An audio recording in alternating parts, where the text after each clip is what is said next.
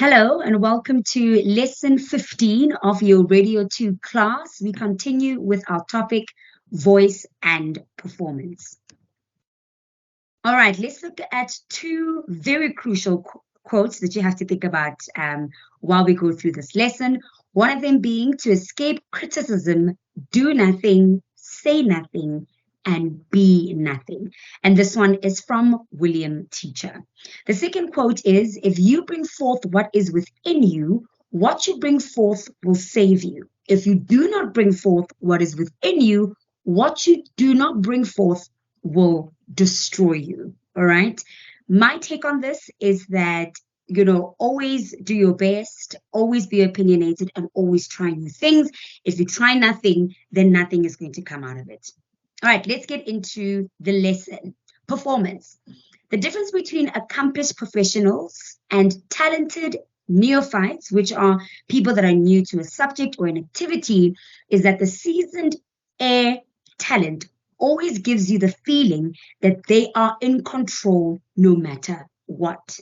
Now, this skill can definitely be learned. You can escape certain traps by practicing a few elementary performance points, and there are things you can do to self-control should the show begin to take a turn for the worst. So this is what this class is all about, giving you all the necessary tips to ensure that you've got a super banging show. Performance points to look out for. 1, pick topics about which you really care. A great talent personality can make selecting a sofa even or a black bag very interesting. If you are interested in what you are doing, then best believe it will be interesting. Use a strong show opening or monologue.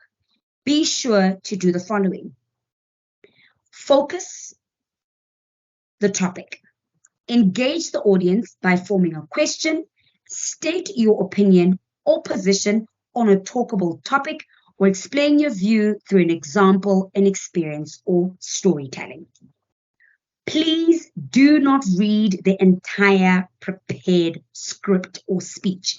If you must read on air, please don't sound like you're reading, because it's going to come across as if you're reading. Number 3, very crucial, never be boring. Get rid of the guests that are dull, that are monotonous immediately. Remember, if you are bored, then best believe that everybody else around you is bored, and best believe that the content that you are now producing is boring, right? It's possible that they can start out very great and then they get boring. That's when you need to know when to get rid of the guest. How often, rather, have you gone and you checked your watch, the time, almost in anticipation about when this guest is going to wrap it up?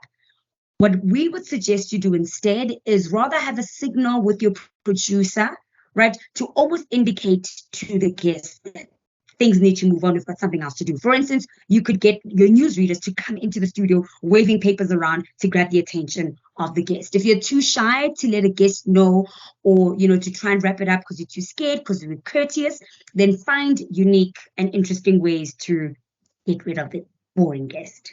All right. However, if the guest is great, keep them on for longer. All right. But be conscious of your clock and be conscious of when certain elements of the show have to proceed. Now, some techniques, if you're too shy to cut the guest off, again, you could do a telephonic, you could do a pre-recorded interview, or you could interview the guest in another studio while you are in the main studio. In that way, it's less intimidating when you need to let them know that they need to wrap up their interview. All right, next up, don't take calls just because they are there. Guests and callers are simply tools for the host to use to make the show better, right? I would rather hear a strong on-air personality than hear a very boring caller or a very boring guest, right? Only use callers to enhance the show, to make it better, not to try and fill in time. Come up with content in an instance, all right? The trick is, as a talk show host, to get them before they say, oh, just one more thing, or before they start to loop around again and say the same thing over and over again. So what if the interview or topic goes completely wrong from your end, right? Sometimes you ask the wrong questions or you don't frame your talkable topic engaging questions well. If you are not getting the desired response, perhaps it is time to change the story or the example a little, right? Or recompose the question to engage the audience just a little bit differently. You can change your mind. Your opinion may change. Do not stick to your guns if you find that what you are saying or what you are thinking is completely wrong. Remember to always tell the truth and don't be afraid to admit if you don't know something, right? You're not expected to have all the facts on all the issues that are taking place all the time. You are human after all. Take a risk on air, right? Sometimes you head into a very dangerous zone with a comment, a view, a question, or even decision, right? You make that has to go on air. Understand that not everything you say will be popular, even if you feel it is the truth. A lot of what you get away with depends on your relationship with your manager sometimes. Even more, it depends on your level of success as a presenter. Proven personalities can get away with a lot more than an unproven talent or a new arrival, right? If you compare somebody who's been with a station for a very long time and has built a big brand versus somebody who's just arrived, the one who's more established gets away with so much more because they understand the station or they've got a certain reputation as opposed to somebody who's just arrived, right? If you are heading into a very controversial gray area, I would suggest you consult with your boss, your station manager, and they could even take it to the station lawyers. And perhaps whatever it is that you want to engage in, you know that you have covered all your legal obligations. The saying, is it better to ask for forgiveness than for permission? The answer is it depends. You need to trust your instincts. And I think instincts will come in based on your experience at the station and your experience as a personality. Use your off switch. From the wisdom consultant, Jay Albright, master the use of the most difficult piece of equipment in the control room, the off switch on your microphone, right? You need to practice moderation. Learn to recognize when a bit is going a little bit over, and you also need to stop talking at some point. It's very crucial to identify when you need to start doing that. And look, there's some days when you wish you had just stayed in bed. Not every show that you do on air will be your best show. Even your favorite personalities have occasional bad days. Why? Because they're human. So if you've had a show that did not work, it is important to do a quick analysis of what didn't work. Is it because you didn't get enough sleep? Is it because you're hungry? That'll probably be me. Did you prep inadequately? Did you have a fight with a spouse or a friend? If you can fix it, but don't dwell on the problem, because what happens is you carry it into your next show and it affects that show as well as your listenership. Next up, treat the staff you work with respectfully. Whether you know it or not, the staff has a lot of impact on your performance. The station staff can either help you or they can sabotage you in a million ways. A miserable team will also cost you a lot more than you think. So it is important to work on your team dynamics. Let's look into formatics. Now, listeners love formatics. They provide structure like the walls of a house. People want to know who are they listening to, and they like to really know what time it is. It makes sense to do everything we know to win. Repetition stimulates recall. It is that simple. You need to repeat the formatics because that is exactly what the listeners want to hear.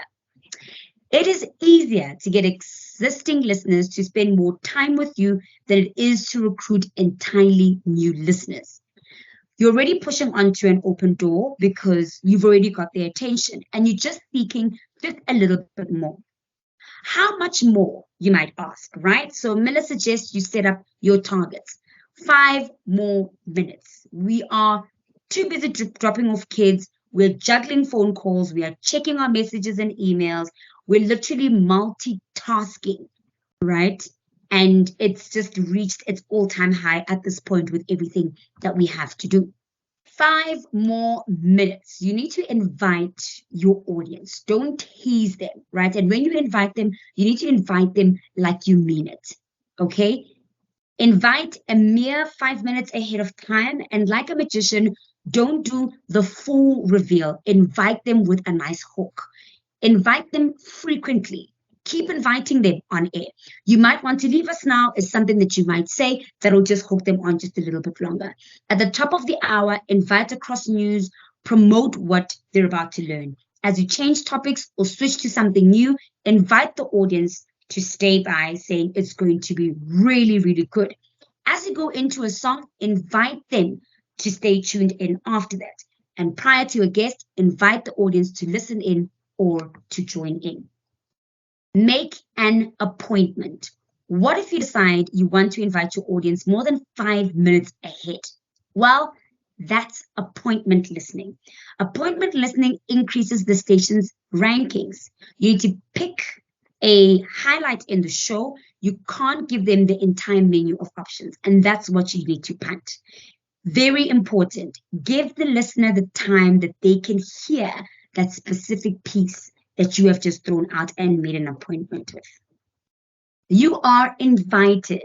It is important that listeners feel that they can join in at any time and are always invited into your program. Make them feel welcome when they join in the middle of the show. Show them that the show is easily accessible. They can come in whenever they can. Invite the listener by saying, jump on it.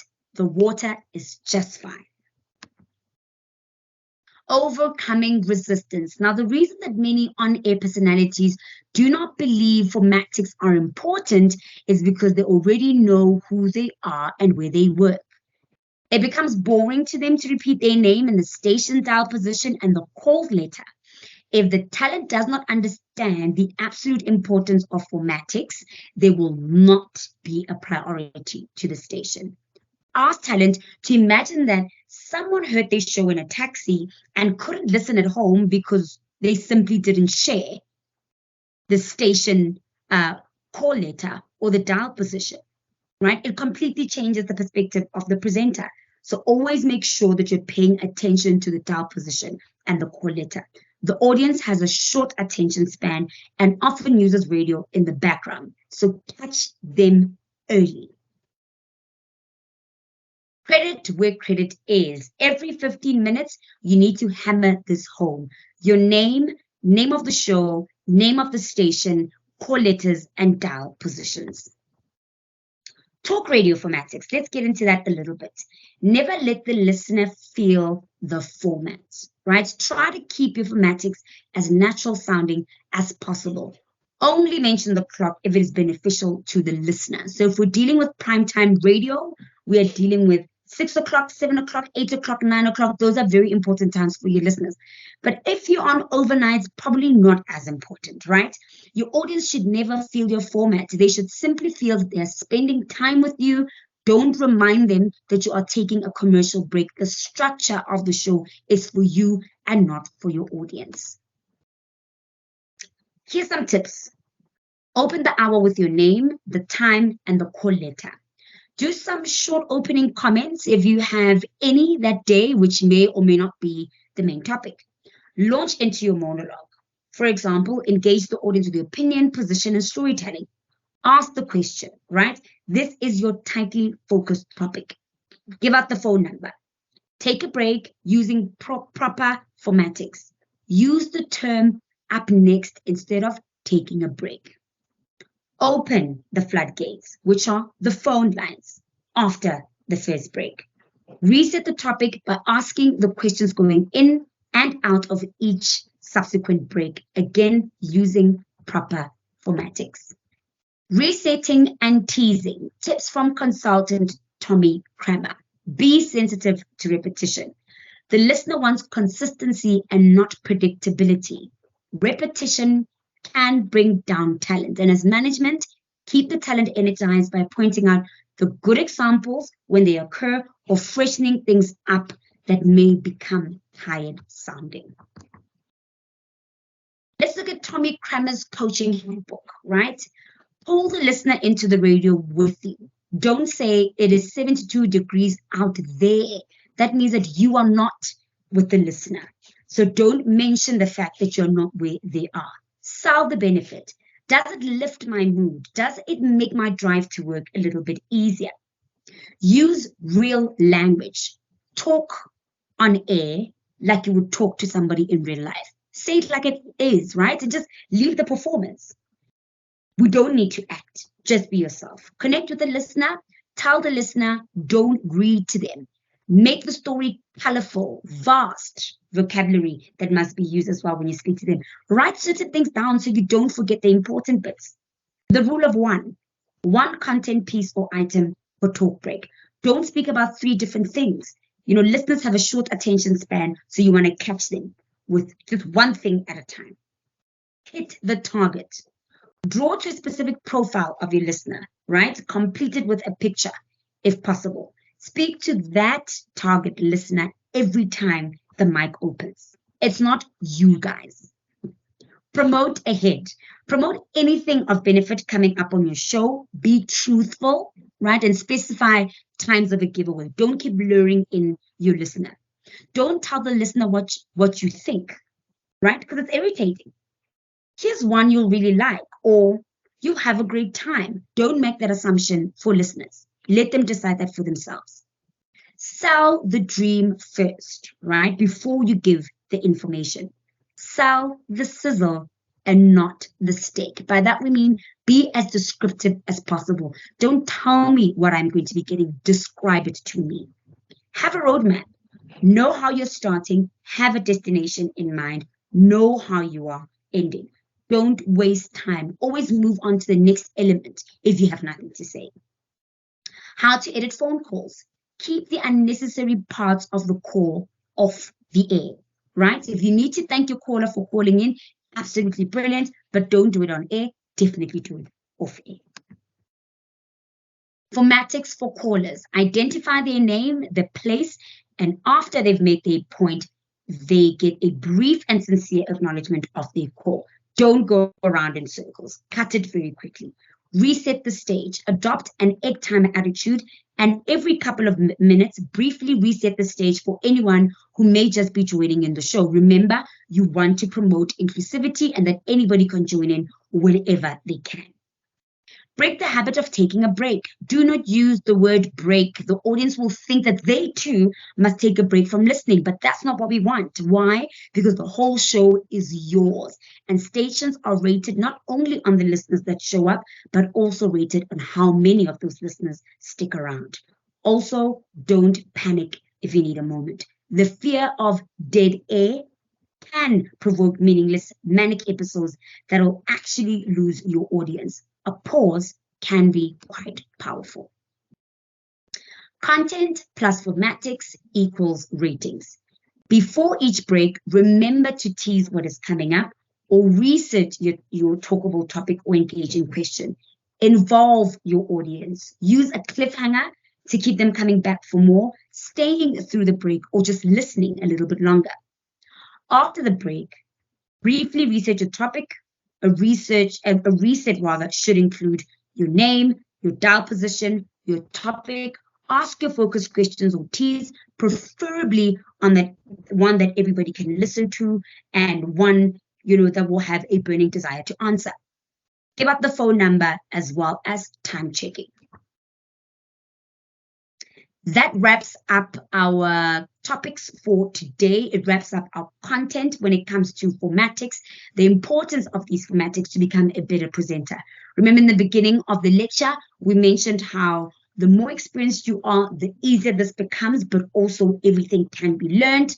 So do keep this in mind. For your homework, students have to copyright and script, produce, voice, engineer, and mix a 30 seconds advert against gender-based violence. In the next class, we will then play all the 30-second gender-based violence adverts. And in your next class, we will then critique those adverts, which is either on Monday, if you are group 2, or on Tuesday, if you are group 1, and that's the criteria of how we're going to be critiquing those adverts. So please use this weekend to do this homework. I'm very interested to hear, obviously using all the information that we've gathered thus far when it comes to voice and performance, all that info that we've gathered, please use it when it comes to creating this advert for gender-based violence. Super excited to hear what you guys come up with. But until then, check you on Monday.